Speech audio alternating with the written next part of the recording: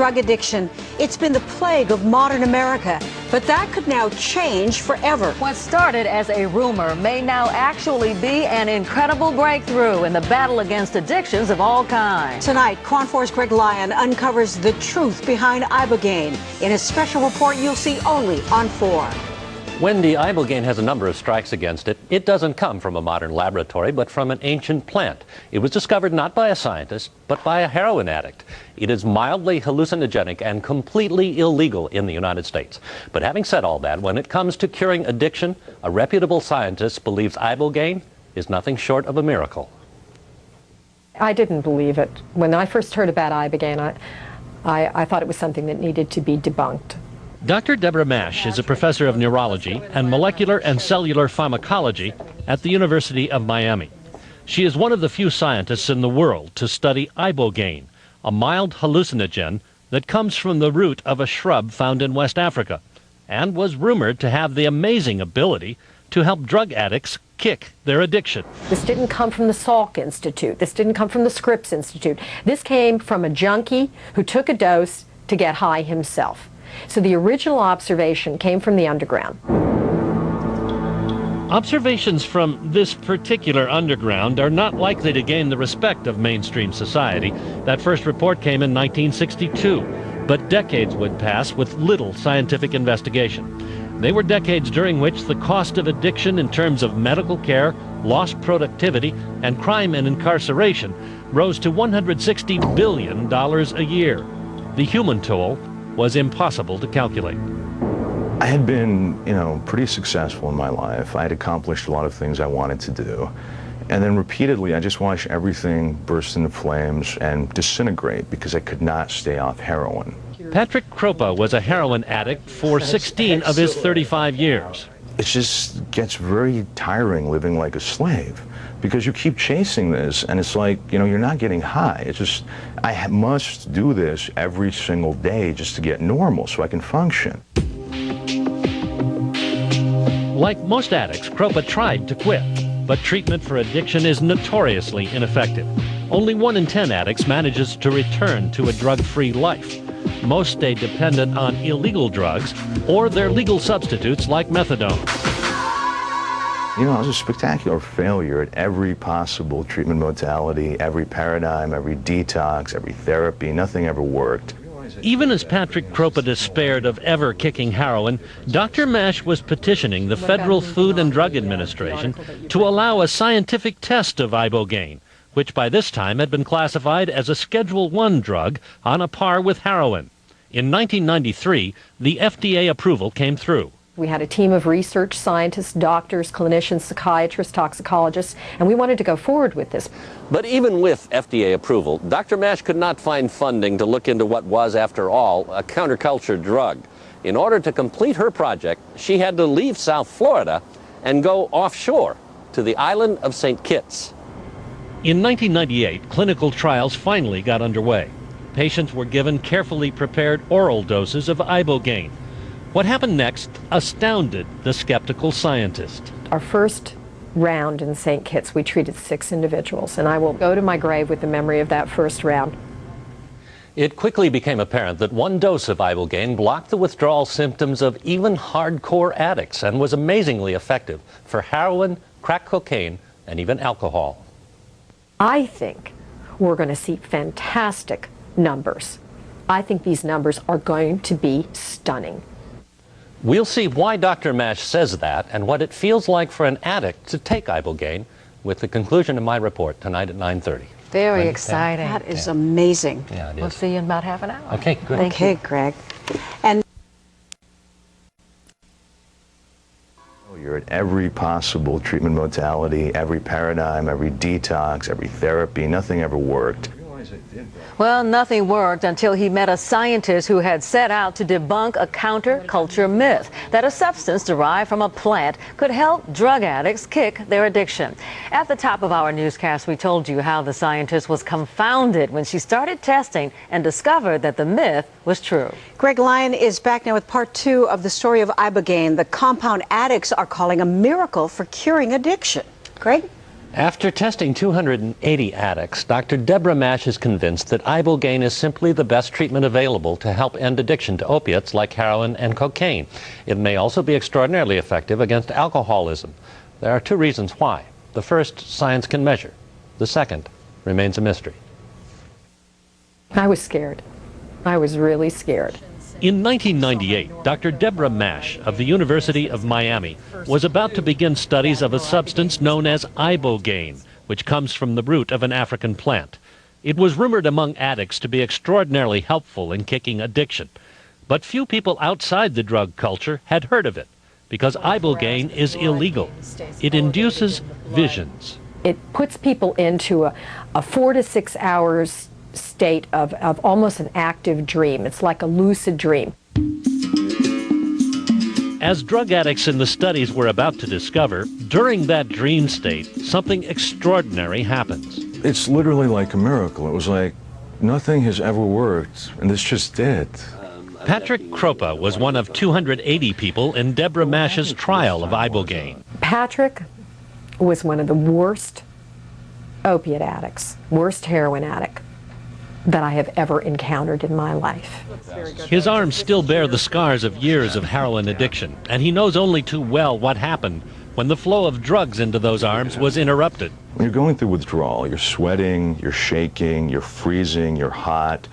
It feels like your spine is being smashed in a vice. It's pain. But this was different.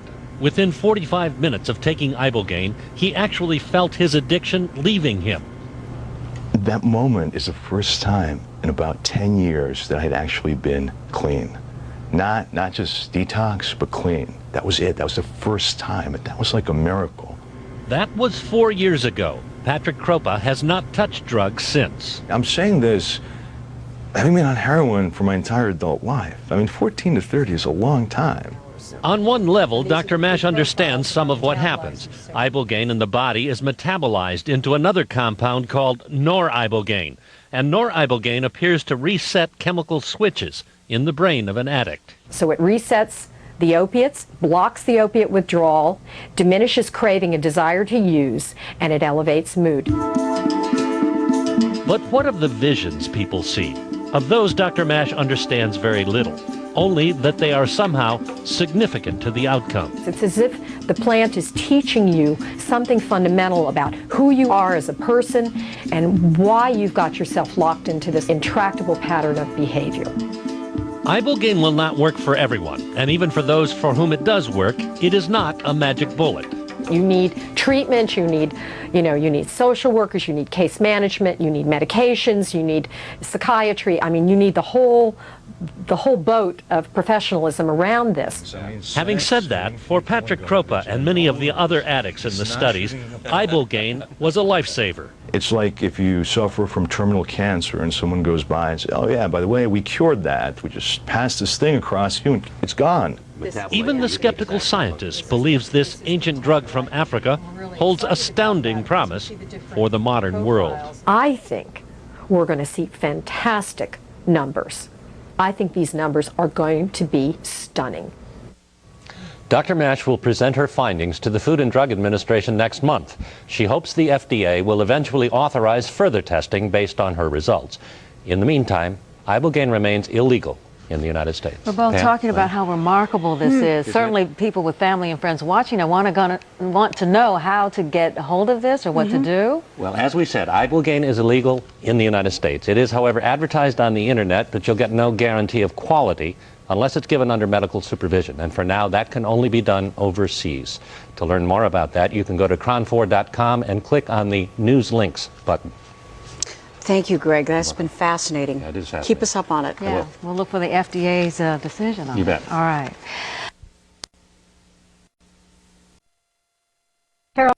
People, including Rush Limbaugh, fight drug addiction. But could the answer lie in an African root? Some former drug addicts swear by it. Others warn that it's just too dangerous. In tonight's special assignment, we explore this root of hope.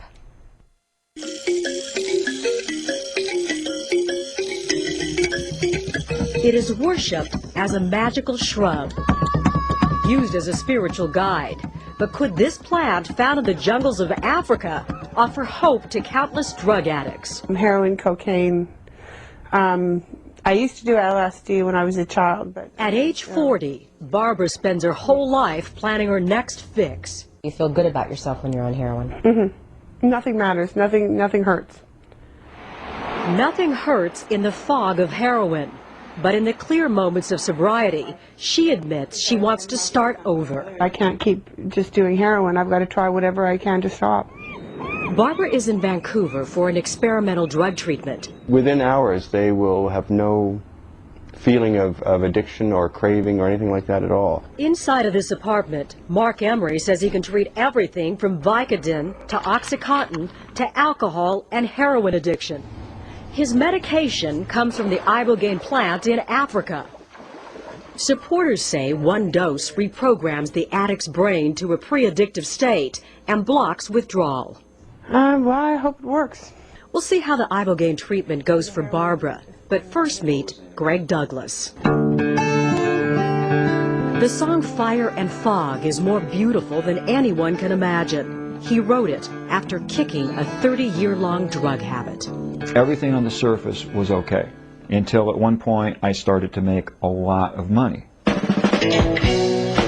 Greg had become a rock star. He was in the Steve Miller Band and wrote the hit single Jungle Love. He was at the height of his career when the beast of heroin took it all. I went from making 6 figures a year to basically being homeless. I was kicked out of the band, I got a divorce, and just basically lost everything. For decades he had struggled between methadone and heroin. But a trip to the Ibogaine Association in Rosarito changed everything. And my withdrawal symptoms disappeared within a half an hour. Suddenly, after 30 years, I had no desire to use. Ibogaine is illegal in the United States, but Dr. Deborah Mash is working to change that. It's highly effective for detoxing individuals from opiates. It diminishes the desire to use drugs and alcohol. In the mid-90s, Dr. Mash received FDA approval to test ibogaine on humans. She ran out of funding, so she took her clinical trials to the Caribbean. We've had an opportunity to evaluate 280 treatment episodes. Ibogaine is being received with a lot of enthusiasm outside of the United States. But many doctors, some right here in Los Angeles, say it's just too dangerous. Basically what's out there are some uncontrolled trials, meaning there's no placebo, there's no random assignment. UCLA's Dr. Steve Shoptaw is a critic of ibogaine. Funded by the National Institute on Drug Abuse, Dr. Shoptaw develops medication for drug addiction. Some addicts will die from addiction. They shouldn't have to face the risk of dying for treatment for their addiction. Ibogaine can cause a rapid heartbeat. A few people have died after taking it. It also induces hallucinations and nausea. But Barbara is desperate. Her need for heroin is so great, she sells herself on the streets to buy it. And you do realize that there is no doctor present and that people have actually died while going through this process. The ibogaine is a lot less dangerous than some of the other things I've done. It's been nearly 24 hours since she used heroin and crack, and the signs of withdrawal, sweating, yawning, and watery eyes are beginning to show. At 8 p.m., Barbara takes a test dose of ibogaine. Her vital signs are fine, so at 10:40, she takes the full amount. If the ibogaine doesn't work, her withdrawal will become extremely painful. We check back with Barbara an hour later. Are you wishing you had heroin right now? No. The psychedelic effects from the ibogaine are beginning to take effect. I see the light mainly, and it's moving and wiggling, turning around. 1 hour later, we return. Barbara tells us she is relaxed and content. I would be going through really excruciating nausea right now if it wasn't for the ibogaine. 12 hours later, in the afternoon, we visit Barbara again. We don't know if we can all survive it. Everything will be built and then changed and then built again. The hallucinations are coming on strong. Hallucinations that some say help the addict gain insight into their addiction. It's been 36 hours since Barbara has done heroin. Again, no withdrawal pains. It's not really pain, it's nausea. Barbara will stay in the Iboga house for several more days. It is her second time here. After her first treatment, she stayed clean for 2.5 months. I asked Barbara why she thought this time would be different. I've got more experience now with it. I've found the mistakes that I made, and I can avoid those mistakes doing those ones again. It's been 1 month since Barbara took the ibogaine. We spoke to her on Friday. She says she's stayed clean since her treatment, and it feels wonderful to wake up in the morning and not worry about how she's going to get her next fix.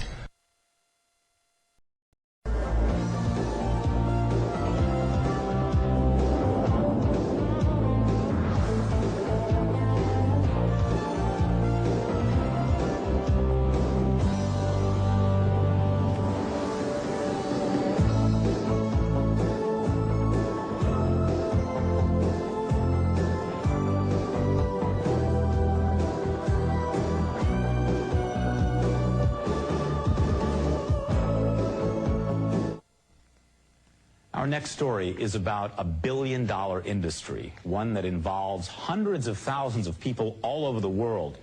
It's a business that shows no sign of slowing down. Unfortunately, it's not a success story, and it's certainly nothing to be proud of. I'm talking about the illicit drug industry. Ironically, an ancient practice may prove to be a very effective solution. Mimi Gann has more on that story.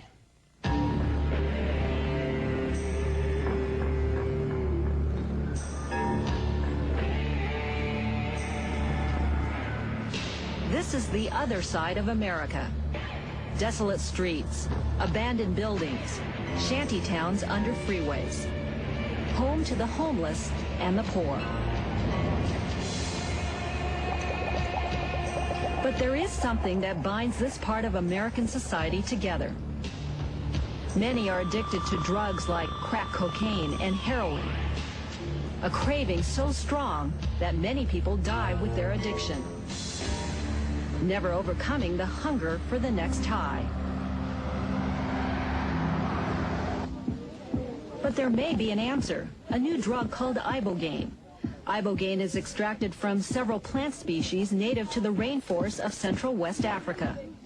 First identified by botanists in the 1860s, it's commonly used by local tribes to induce hallucinations as part of initiation rituals. The ability to cause hallucinations isn't new. Drugs like LSD are well known for it. But ibogaine is very different, according to people like former heroin addict Howard Lotsoff. 33 hours after I took the ibogaine, I walked out of my house and stopped dead in my tracks, because all of a sudden I realized that not only wasn't I going through narcotic withdrawal, which I should have been going through, but that my entire perception towards heroin had changed from a drug which I viewed as pleasure-giving to a drug which I viewed as emulating death. Howard Lotsoff was so convinced that ibogaine could prevent drug withdrawals like this that he formed a company to promote further research. After years, United States authorities finally agreed to test the drug for safety, and it may have a great future. Imagine that you had a medication that with a single dose could completely block the desire to use drugs for months to years. Imagine that you had a medication that with a single dose could completely block all of the signs of physiological withdrawal. That's the promise of ibogaine.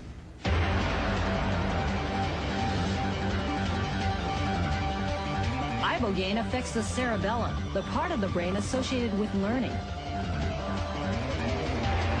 Users claim to see their lives appear before them, either inside their eyelids or on the surface they focus upon.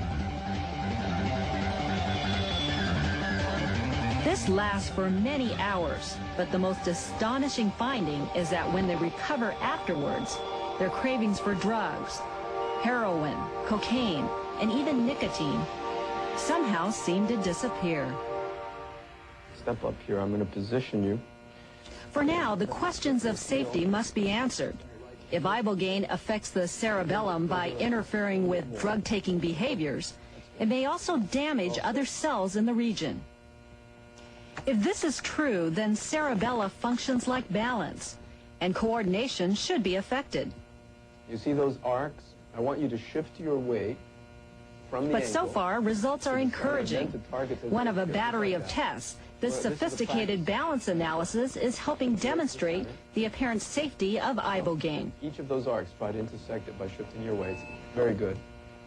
People who are given a test dose of the drug can balance and react just as well as those who are not. Here's the printout of the involuntary movement analysis. And this is Notice true for that test subjects who are drug-free, energy as well as those who are regular heroin or cocaine users.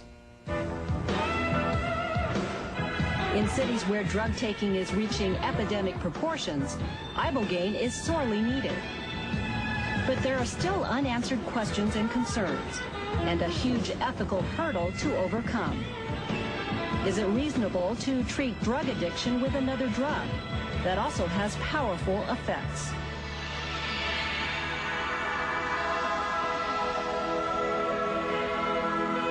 Nevertheless, a substance found in a forest and used in an ancient ritual may become the solution for a very modern tribal problem.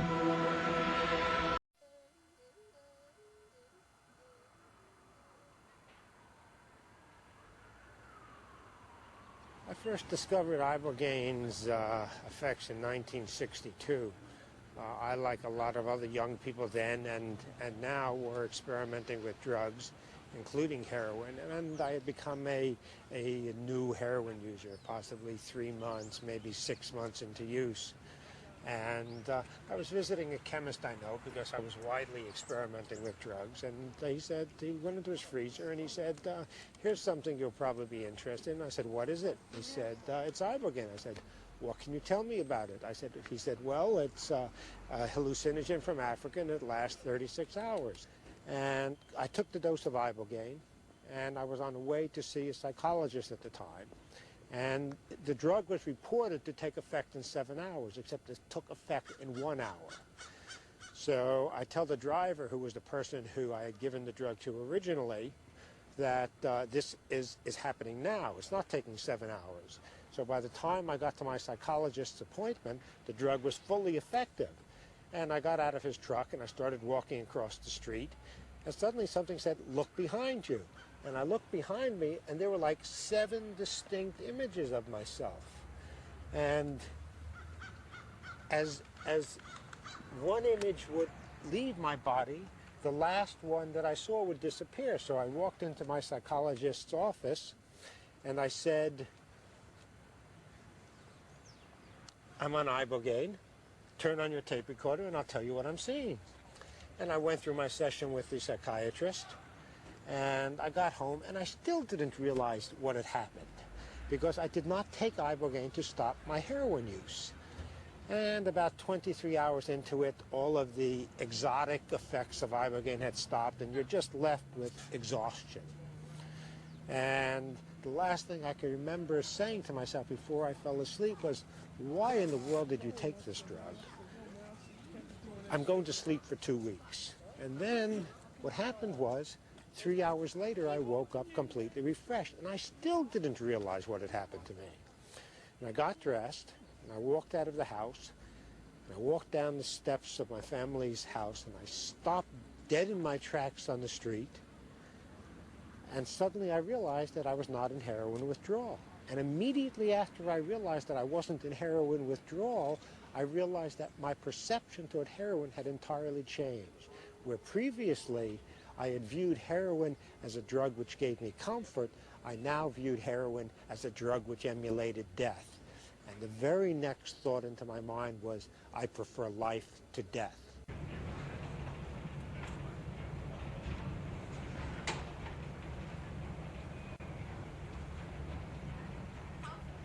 Concerning the dangers of ibogaine, you have to look at it in a number of different ways. Who is administering the ibogaine? Where is it administered? What controls are taken to assure the safety of a patient? How does ibogaine's toxic effects, if there are toxic effects, compare with other drugs? And what you see is that ibogaine is generally no more or less toxic than most drugs that are on the market today. Like quinine, like aspirin, Certainly not nearly as dangerous as the anti-cancer drugs. Certainly, I would say less dangerous in many ways than drugs such as Prozac or Thorazine. The question is risk-benefit, and the suffering that could be eliminated by ibogaine availability would be staggering, both to the individual and society. And what I would like to see in the future is ibogaine available to any patient that needs it in any major city in the country or the world. Wat we bij de dieren gezien hebben is veelbelovend. De klinische trial in Amerika die loopt nog steeds, dus daar hebben we geen directe informatie van. Maar ik denk dat het zeker de moeite waard zou zijn om met deze stof verder in een dierexperimenteel onderzoek te gaan en toch te kunnen proberen of we de klinische trial in Nederland met ibogaine bij verslaafden toch ook doorgang zou kunnen vinden. If we are to overcome the illicit or illegal use of ibogaine, the government and the medical community must step in and perform their obligations to the chemical-dependent community, to the heroin addicts, to society in general, in order to break the back of addiction.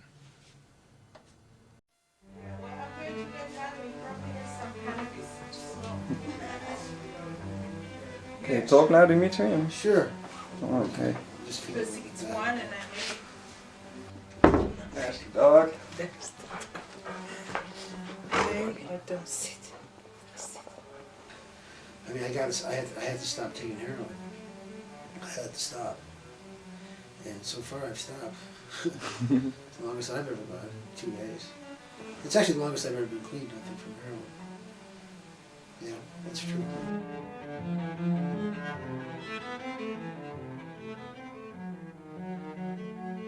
I did tons of acid in my teenage years, from like 14 to early 20s, I guess. And then discovered heroin when I was 22.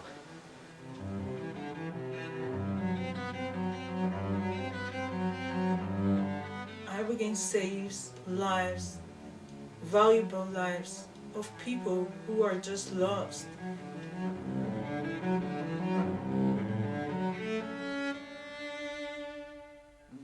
When you're a junkie, you can't do much. Because you've been a junk for how many years? 25 years. 25 years. I lived around dealers, so there was lots of cocaine around, so I could basically do all the cocaine I wanted. Thank you. Thank you. And then amphetamines entered the picture. I started shooting speed for about a year. Together with heroin and coke still. Yeah. I had 3 at the same time. Yeah. And I was really sick when I came here too, with hepatitis C. My face was gray, my eyes were yellow, and on my arms my skin was yellow.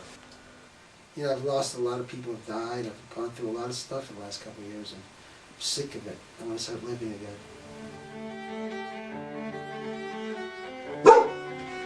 You son of a bitch. What's up, my brother? I can't get up right now, dog. How you doing, bro? God bless you, bro. I'm so glad you're here. Oh my God. So glad you're here. You I love know- you, man. I love you, you fucking you bastard, man. How the fuck are you? Be careful, the cops beat me up. Did they? Yeah, I fell into the You subway. should tell me about that. Fell into the subway, and then they beat me up, and So they glad you busted did, my bro. ribs. Did they, bro?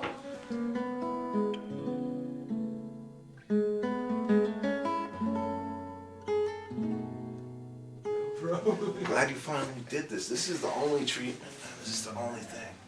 Right now I'm on 100 mils meth, dope, Xanax. This is the only thing that works. Yeah. I'm trying to keep it from my parents. I'm the only child, and I feel like they've gone bankrupt. They've lost their lives are really bad, and they're trying to get it together. I don't want them to know tell 'em. mine is falling. You know. Don't tell him. Don't tell him. Yeah, exactly. That's what I want to do.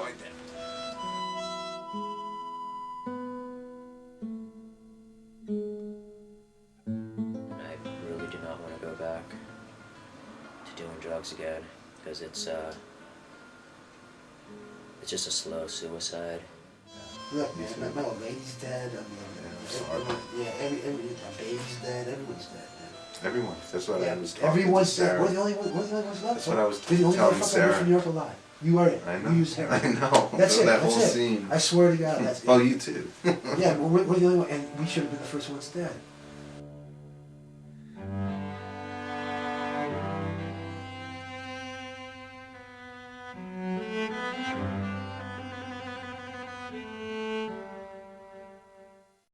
Taking care of the addicts, heal them. And not pushing them to prison, to a clinic, to, as you know, you are zero in a society if you're an addict and you don't do anything. But still, it's a human being, not just a zero. And if you care for that person, if you show as a society that you care for creation, no matter in what state it is, if it is a person, a plant, an animal, no matter what, then it will heal. That's what it's about, healing. I don't know where you are, but it's pretty fucking amazing. You know what the amazing thing is that you wait to get a little sick, you know. Now you get sick. And then you just a little illin. Then you swallow your first tiny bottle of iboga, and in like 1 minute, all your withdrawal is gone. So I give them a test dose, which is just a little bit of an extra, like a gram. And I see how they react on it. Within 10 minutes, they don't have withdrawal symptoms, which is miraculous. They sit and talk like like normal people with no sick disease, sick symptoms. Yeah. After 100 milligrams of methanol? Yeah. And this is your second day? Yeah. Well, you should be lying on the ground now at least. Yeah, moaning and puking and shitting himself. Yeah. So it's almost like it's like a small echo of the real pain that you go through withdrawal. You know what I'm saying? Like it's like an echo. That's it. And she just gives you a little more iboga and that's it. And then the next day she'll give you a little more if you got a little bit of twitch in your legs. But that goes. It goes in like a day, 3 days. I mean, I should be suffering for 6-7 months. Yeah, sure. I'm sitting here with you knowing that you can get dope in 10 minutes if you wanted to. You can jump in your car and go, but... You know what, man? I'm sitting here and it's like, no, I'm not going to do it if you wanted to.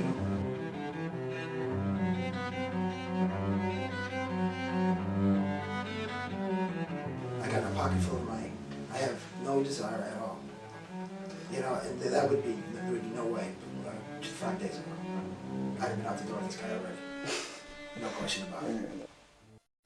Addiction is a great social problem and there is no good solution. And the best solution we have now is to give them iboga. They don't get the right help to deal with their traumatic experiences in the society.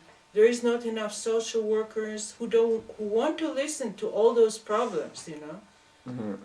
So people, to be happy or to get the illusion of being happy, they take drugs. When people go to the methadone program, it's when they're broke, they don't have money anymore for the heroin, so they have no choice. They go to the methadone program and they get this they get so addicted to the methadone and to the program that it's like prison. I mean, you can see what junkies are willing to put up with. I mean, it's hell. It really is that stuff. If we're willing to try that. Yeah. If someone can choose between heroin and methadone, they would choose for heroin, not for methadone. Well, what's the point? I mean, I started doing this methadone and I started just, that would be my morning drug and my evening drug would be heroin, that was all. Methadone, just to let you know, if you want to quit taking methadone and go cold turkey, stop like that, it'll take you about 6 months to a year before you stop feeling pain so bad that you won't even be able to lay down in your bed. 6 months. So, I mean, this is 2 days later. I mean, that's amazing. Because right now I would be screaming, this is day 2. Day 2 is worse than day 1 during normal withdrawal. Okay, this would have been so bad within the next 12 hours in here that, you know, you probably would have to take me to the hospital. Because, you know, you go 3 days without methadone, you'd be in trouble.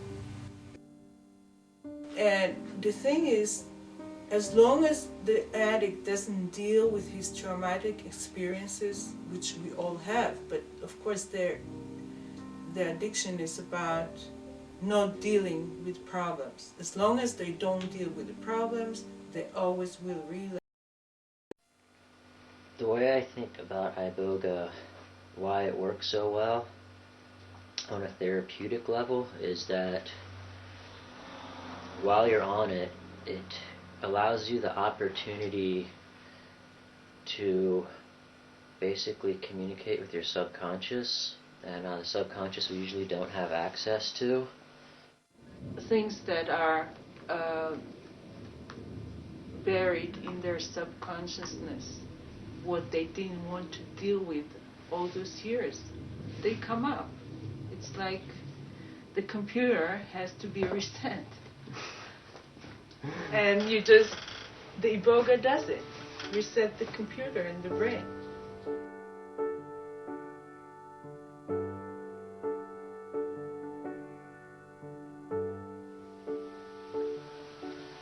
You can sit down on a chair if you want. Yeah. You want to sit in your chair? Sit in your chair. Come on. Yeah, it's sorry. No, No, you worries. need it first. Kind of a chill out chair. Hi. Hi. So how do you feel after 2 days? Na de third day is dit, hè? Okay.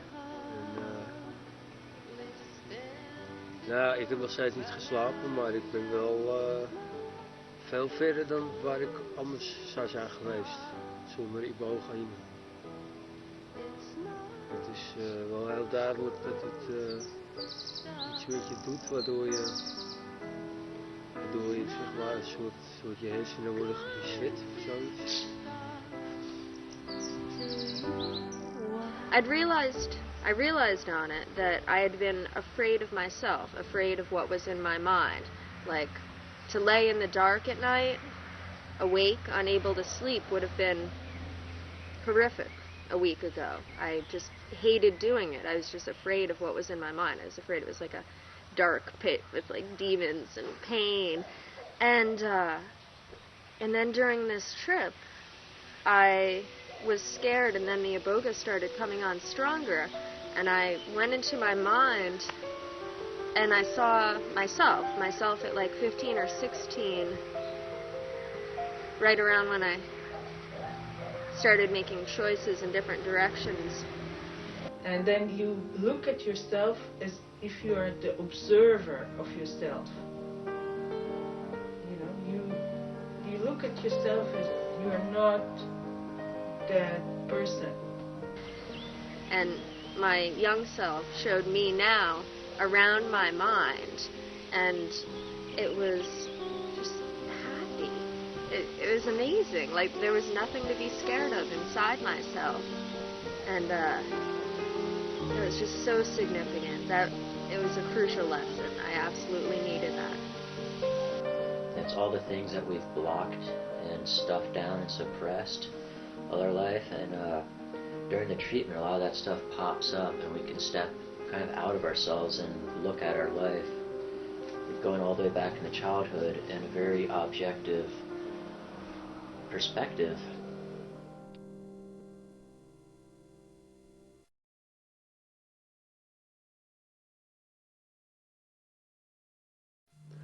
It allows you to resort things. One of the images that I have is a game that we used to play in the States when we were young. It was called pick-up sticks, and there were a bunch of very thin sticks, different colors, and you would sort of throw them up in the air, and then they would land in a kind of jumble. And the problem is that jumble is something that people live with for years and years and years. I was able to look at objectively and dispassionately, to look at things in my life which were embedded in my unconscious, stuck there, and were the cause of anger and resentment. And when I saw objectively what had happened, then I was suddenly free from that anger. I was free from those knots of energy.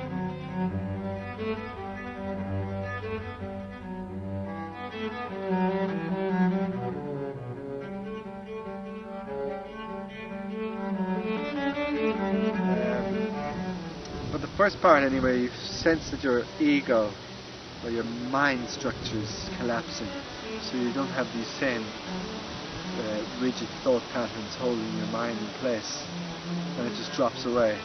And then you go into a phase of 5 or 6 hours of seeing a lot of visions, a lot of recollections from childhood, and then in the next part, the middle of the section, for about 12 hours or so, you have this massive thinking, where you're thinking endlessly about all kinds of things, as if you're reorganizing your brain and putting everything into place.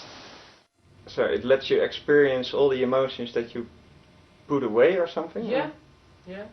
That's why for a lot of people it's a frightening experience, because they have to suddenly see things from past time, you know, that what they didn't want to deal with. They just wanted to get high. They didn't want to deal with problems they created themselves years ago. I actually realized a couple things when I was under that made a lot of sense. So, in terms of what shit that happened to me when I was a child and that kind of thing.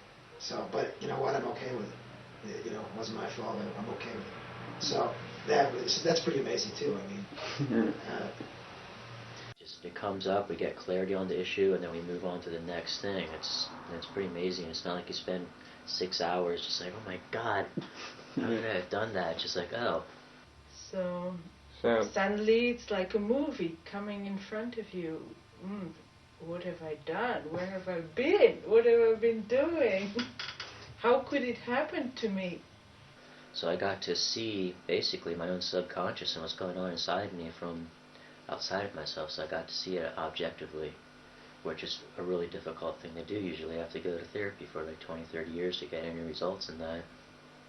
All this luggage you carried all the time and you didn't want to look into it is getting off your back. It's like rebirthing. You can start new. And at the end of it all, you do really feel like that you've really let go of a lot of stuff. You've really dealt with a lot of things. A session with iboga in the right setting, when the person is prepared, can have the effect equivalent to 10 to 20 years of psychotherapy. And in the final part, there's a kind of integrated moment, and this just carries where you're just sort of lying there and you're kind of going back and forth over bits and pieces, and then you kind of sort of come to 36 hours, and generally speaking it'll just cut off at that point. You just 1 minute you're in the session, next minute's over.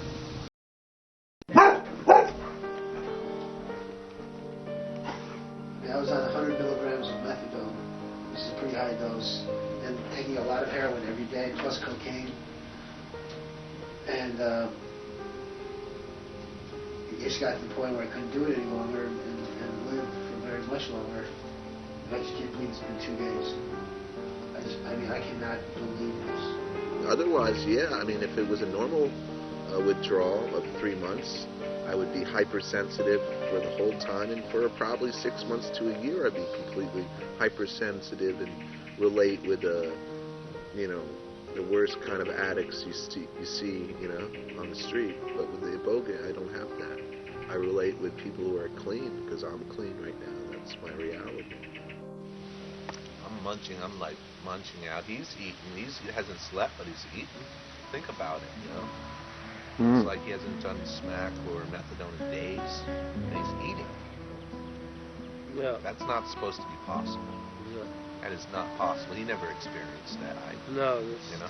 Het is gewoon waar. Ik bedoel, het is gewoon absoluut onweerlegbaar waar. Someone like you would only be a clean person for a long time, would only use their reserve strength if, you were being chased by like a Rottweiler. Rottweiler, big dog. Then you get that, use that reserve survival strength.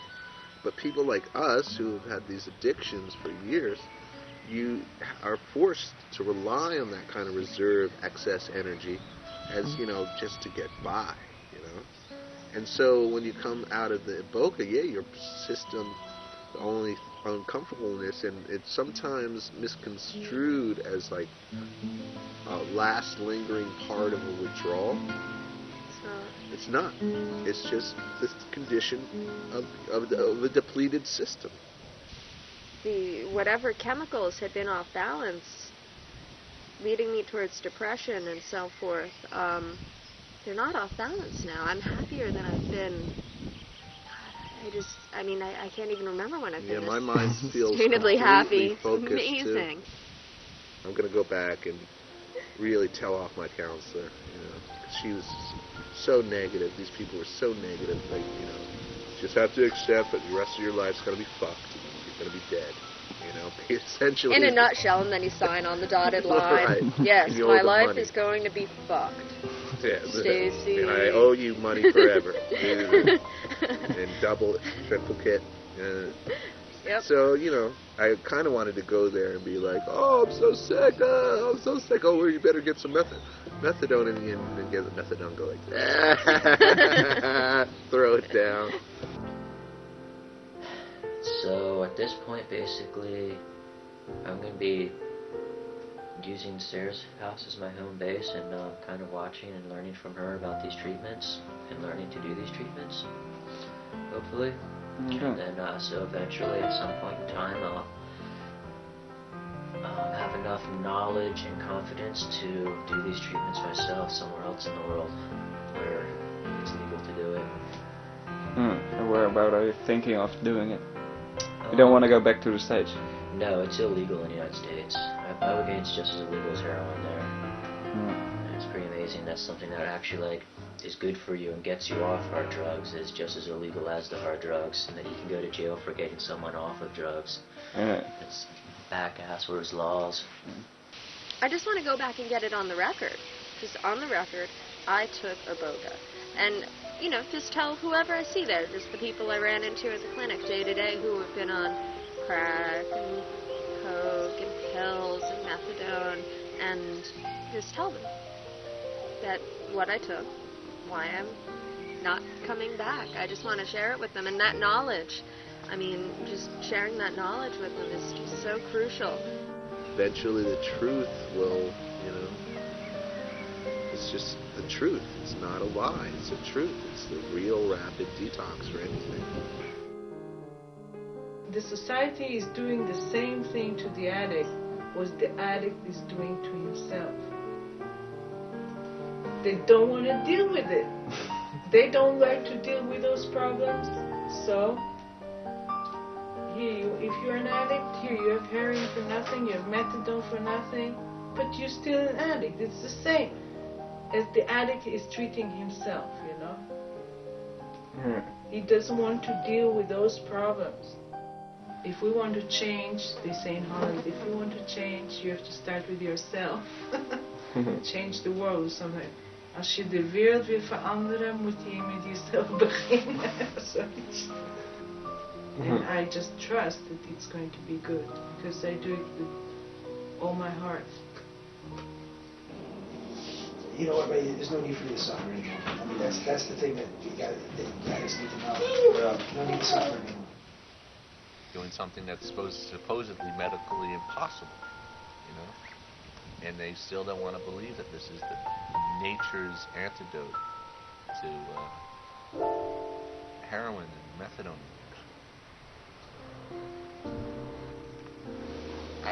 I'm gonna aim to do something that is more true to myself when I go back. You know, lead a more true life to what I know my right path is.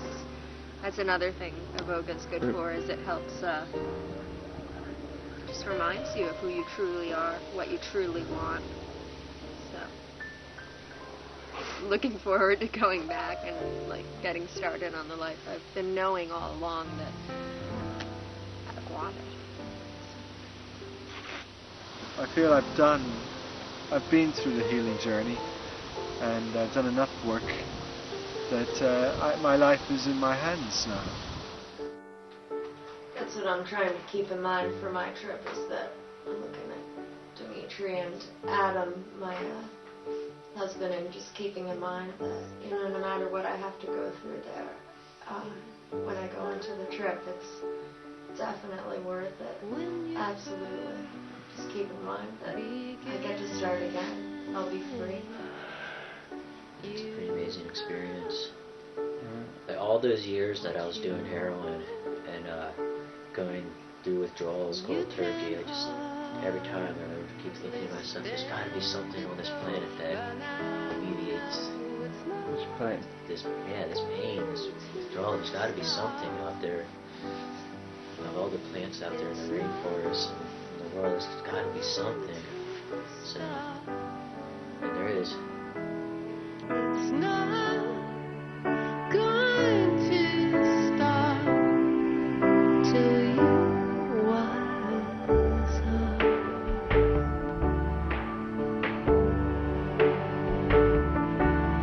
You're sure there's a cure, and you have finally found. What drug habit caused you to seek out this treatment? Well, this last time, it's probably about 5 years that I've been doing heroin and cocaine, and you know, couldn't really stop. Tried to stop, and I have a friend who mentioned Sarah's house, and he had been here with his wife, who was Dutch, and they did this treatment, and it helped them very much. So he since has relapsed after a few years, but he's also done iboga again, and it's helped him again. So. Okay.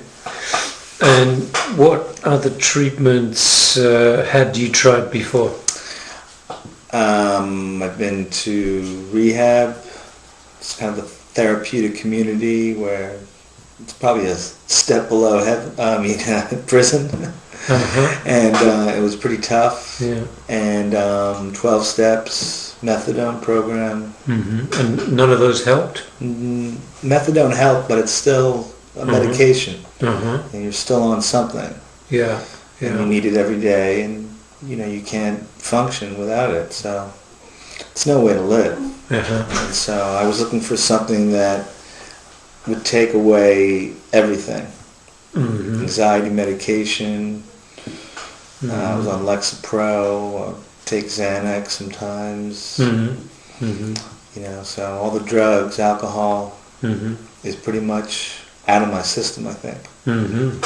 And why didn't the other programs help, like, for example, the 12 steps? 12 steps worked for a while, but for myself, I can only speak for myself, I felt like it was also this thing you had to do every day, and hearing about drugs and people telling their stories, and it just got into my head, and instead of hearing about it, I wanted to go and do it. So it didn't really work for me. I would use it again. I would go, when I get back to America, I would definitely think of using it, you know, if I felt weak or an urge or something. But right now I have no cravings. You know, food tastes great, colors seem brighter. You know, I haven't felt this way, this good in about, I would say, 6 or 7 years. Wow. So it's pretty spectacular. Yeah. And the other place you mentioned, this strict kind of boot camp type place? Yeah, it was more, I mean, you know, 6 guys on bunk beds, and, you know, showers in the morning, and cleaning detail, and people screaming at you, and group therapy, and single therapy, and night watch, and yeah, that sounds like the place in Spain. It does. Yeah. Yeah. I mean, for some people, that's what they need.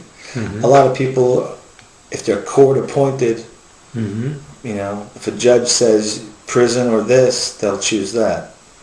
So I think that's where a lot of people go, and maybe they need that kind of discipline. Maybe it can work.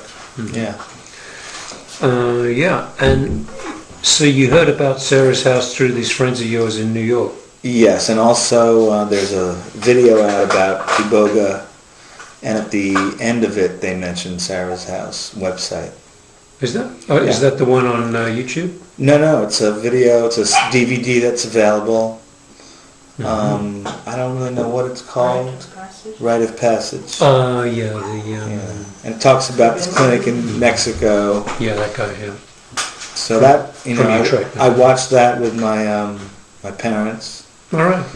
And so they got an idea of what exactly it was about, you know. Yeah. And, you know, I had done hallucinogens, I tried mushrooms when I was younger. So I sort of had an idea of what Iboga, you know, could do. It was more like peyote or ayahuasca, and having these visions.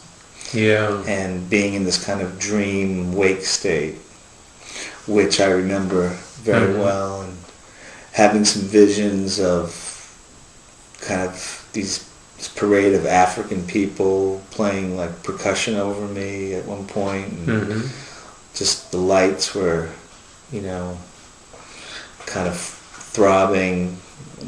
I could also see the iboga sort of going into my system and cleaning me out.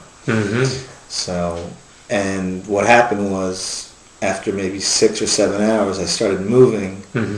My stomach got a little upset, and so I did vomit a few times. But I also found out I had stomach problems, and so it was actually cleaning out a lot of the things that were stuck inside me. So what attracted you to the treatment in the first place? What aspects of Iboga were appealing to you? The detox aspect or the elimination of withdrawals? Yeah, the idea that you could take this medication and drug and plant and come out of it without any withdrawals, you know, feeling very weak but feeling better, not needing anything. When I first got here, Sarah did give me some methadone because I had just stopped using the day before I flew here. So methadone. Yeah. Well, yeah, heroin, but also methadone. So for the first 2 days, I took some of that. Then the third day, I didn't eat anything, take anything, and then that Monday morning, I took my first dose of Iboga. Yeah. And then afterwards, when I was all through, maybe by Wednesday, I also took smaller doses where I would still feel, you know, it working, but I was also able to eat and sit out in the sun. And, you know, it's just a very beautiful place here.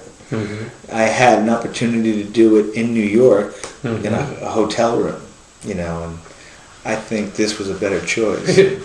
Yeah. And, the environment. You know, the food here is healthier, and you know, it's. And the environment is also therapeutic. It is very therapeutic. Yeah. Yeah. Unlike New York City. A hotel in Newark. Yeah. God. or you know, 20 minutes from Amsterdam. You know. Yeah.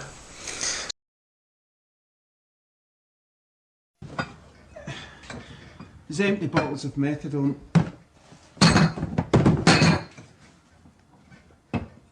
I don't know why I've collected them, but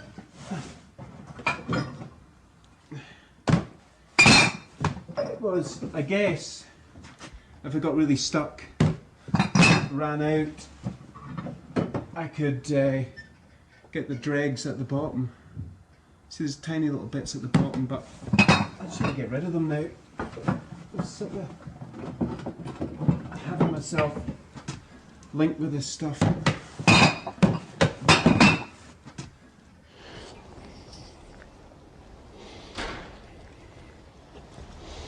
That's a clever doggy, right? You've got to go in here for a few days and I'll come back to see you and I'll be alright. Carla?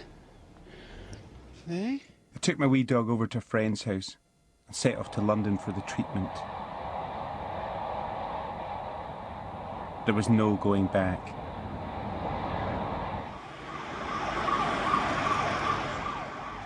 Here I am in London, King's Cross, just walked out, and luckily the guy doesn't live that far because, as you can see, I've got a heap of bags. That's all my camera equipment. Here we go.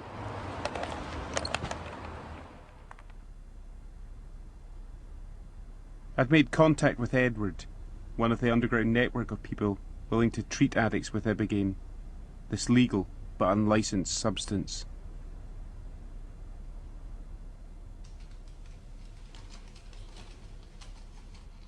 The night before the full treatment, Edward prepared a test dose of the drug.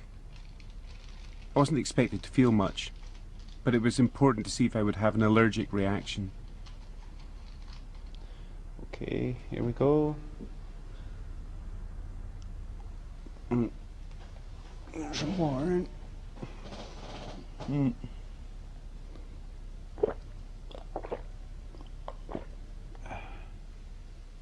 Just feeling a bit strange, a bit dissociated. More so than ever.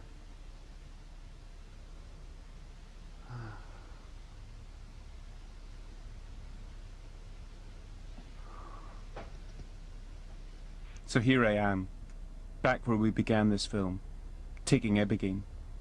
This feels like the most crucial thing I've done to myself since my first shot of heroin.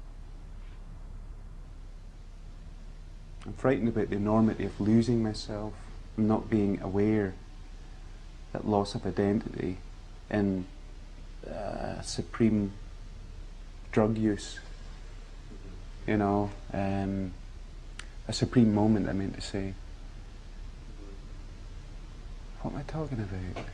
So there's a fear that you might lose yourself and oh yeah, that's right. Jeez, see, I'm starting to, I can't remember what I'm saying a little bit now. Losing coordination of my thoughts a little bit. That'll be quite something. 10 times that amount? 15. 15 times? Do you think I need that amount? Correct dosage is between 15 milligrams to 18 milligrams per kilogram for your body weight. Okay. But it's going to be a devastating drug anyway. That doesn't mean it's necessarily bad. The morning of the treatment, I'm really apprehensive about the prospect of taking such a huge dose of ibogaine. But with methadone withdrawal setting in, I have to go on.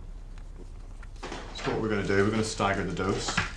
We'll gauge how the effects are. Yeah. I'll ask you a number of questions. And also there's a consideration for nausea in case you're maybe sick. It might seem crazy, but I know what I'm doing. Part of becoming a ghost. And when I come out of this and take it off, I'm no longer the ghost that I was. I'm not a methadone ghost anymore. And that's the idea. It's a ritual of my own devising, really. It will end when I take this makeup off. As soon as this is off, my methadone addiction is finished.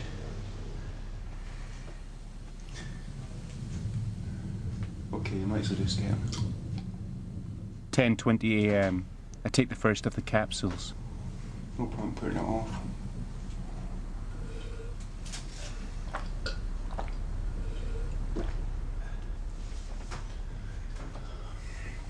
Here we go.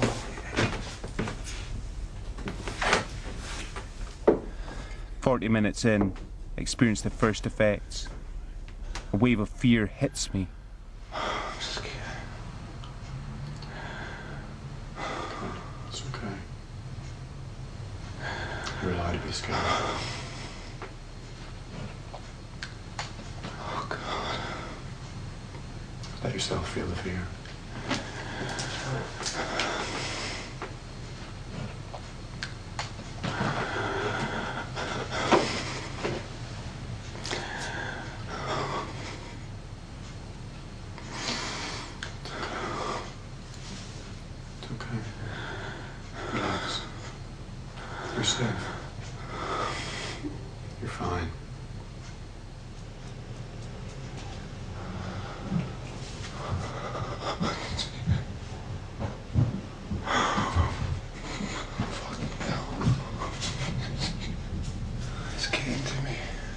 It's okay.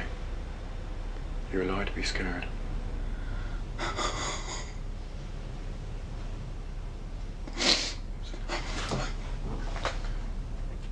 11:30 a.m. The drug really kicks in. It feels like I'm dying.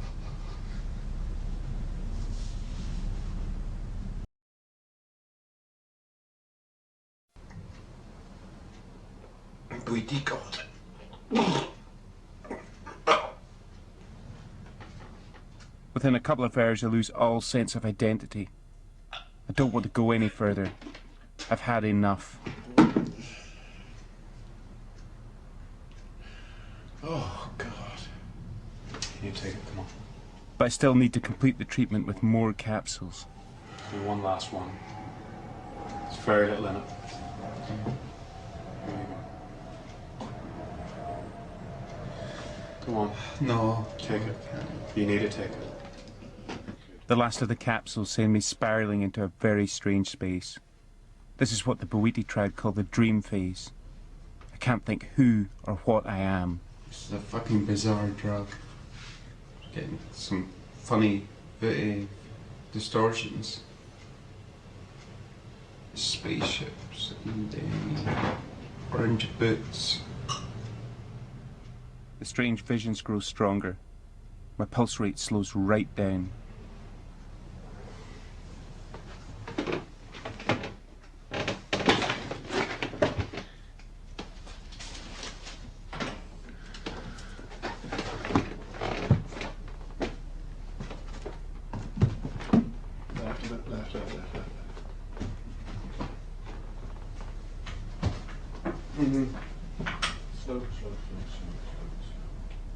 The intensity is now over. Thank God. The The intensity is over. Yeah. It's frightening stuff. It can be, yeah. I'm through the first day of treatment, and I'm alive, but now I worry that the drug hasn't worked. If you had no ibogaine, you'd just gone straight into this methadone withdrawal at this period of time. What would you be feeling by comparison? Oh, a lot worse. A lot worse. I worry I'm only imagining I feel better. But I begin to notice the withdrawal gradually subsiding. Second day after the treatment, I'm able to get up and walk about. Managed to get up and wash my face and have a shave. And that felt good. But generally, twitchy legs, but there's still quite a good feeling within me. A reborn feeling. Day 3, and I'm ready to start living again. But even the simplest things need to be relearned. The methadone withdrawal, which normally lasts for weeks and weeks, has almost disappeared. Really hard walking.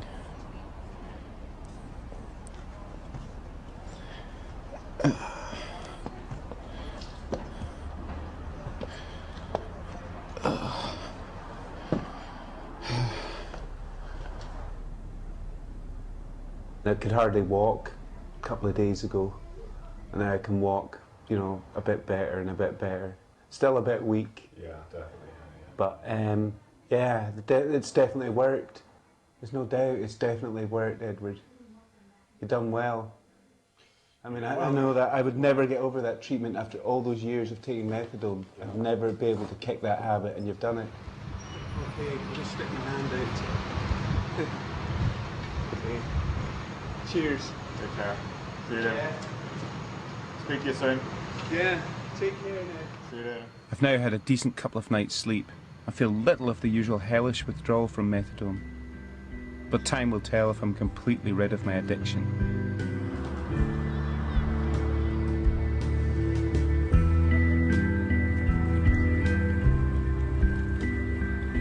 7 months now since I've done the treatment, and I feel just so much more alive. It's great. It's fantastic. I feel like my brain's rewired with this ibogaine treatment.